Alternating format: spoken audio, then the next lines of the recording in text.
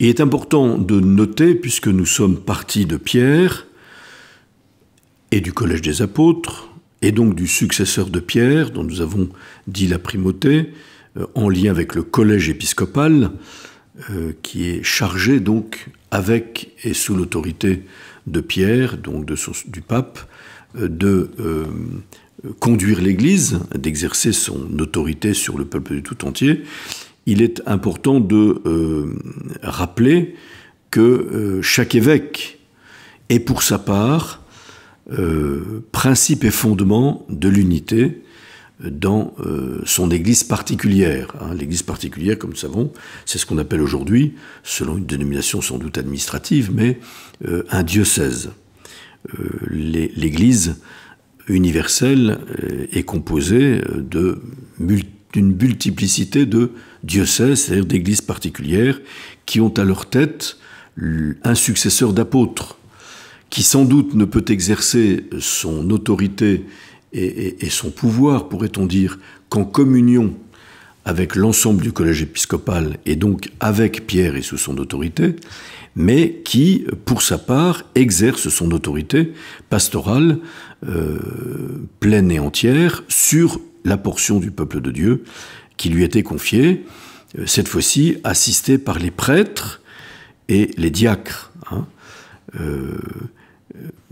Comme membre du collège épiscopal, et selon l'expression de saint Paul, il a la sollicitude de toutes les églises, et il ne peut pas se désintéresser de ce qui se passe dans les autres diocèses, pas seulement de sa circonscription administrative qu'on appelle une province, ou de son pays, à travers la conférence épiscopale, qui rassemble au moins 2 fois par an les évêques d'une nation, mais aussi d'autres diocèses avec lesquels il peut établir des partenariats. Par exemple, notre diocèse de Bayonne-l'Escarieux-Laurent est en jumelage avec un diocèse d'Afrique, exactement du Togo, le diocèse de Kara. Des liens de fraternels et des liens de coopération missionnaire. Car l'évêque, dans son église particulière, par son insertion dans le collège épiscopal, qui est évidemment universel, eh bien, doit avoir la sollicitude de toutes les églises. Mais, assisté des prêtres et des diacres dans son diocèse, eh bien, il exerce pleinement son autorité sur la portion du peuple de Dieu qui lui est confiée. Il est principe et fondement de l'unité dans son Église particulière. Et il contribue ainsi au bien de tout le corps mystique, qui est le corps des Églises. On a déjà eu l'occasion de dire que l'Église universelle existe dans et par les Églises particulières. Il n'y a pas de distinction entre les deux. L'Église de Bayonne-l'Escarieux-Laurent, dans la mesure où elle est unie au siège de Pierre, qui est le pontife romain, l'évêque de Rome, eh bien, est l'expression, l'incarnation, pourrait-on dire, ici et maintenant, de l'Église universelle. Ce qu'il est important maintenant ce sur quoi il est important d'insister, c'est sur les fameux tria munera, c'est-à-dire les 3 charges à travers lesquelles s'exerce le ministère épiscopal, donc d'abord les évêques comme successeurs des apôtres, et le ministère de leurs coopérateurs qui sont les prêtres. Les évêques et les prêtres ont d'abord comme premier munus, c'est en latin, c'est comme première charge, le munus docendi, comme on dit, c'est-à-dire la charge d'enseigner. La première charge qui est confiée aux apôtres, et on le voit bien lorsque Jésus monte au ciel et qu'il donne ce fameux mandat missionnaire que l'on retrouve au chapitre 28 de saint Matthieu, est d'annoncer l'évangile à tous les hommes. De toutes les nations, faites des disciples, ou comme on le traduit autrement parfois, enseignez toutes les nations. Et de même, en saint Marc, au chapitre 16, Jésus dit à ses apôtres « Allez proclamer l'évangile à toute la création ». Donc c'est vraiment la première charge que le Seigneur Jésus a confiée à ses apôtres, et donc qui est la première charge qui appartient au ministère des évêques, que d'enseigner, que d'annoncer l'évangile. pas seulement annoncer l'Évangile, mais évidemment annoncer l'Évangile dans toute la tradition bimillénaire de l'Église, c'est-à-dire en conformité avec tout l'enseignement de l'Église, dont le magistère du pontife romain et du collège épiscopal réuni autour de lui de manière solennelle, par exemple à travers un concile écuménique, est garant.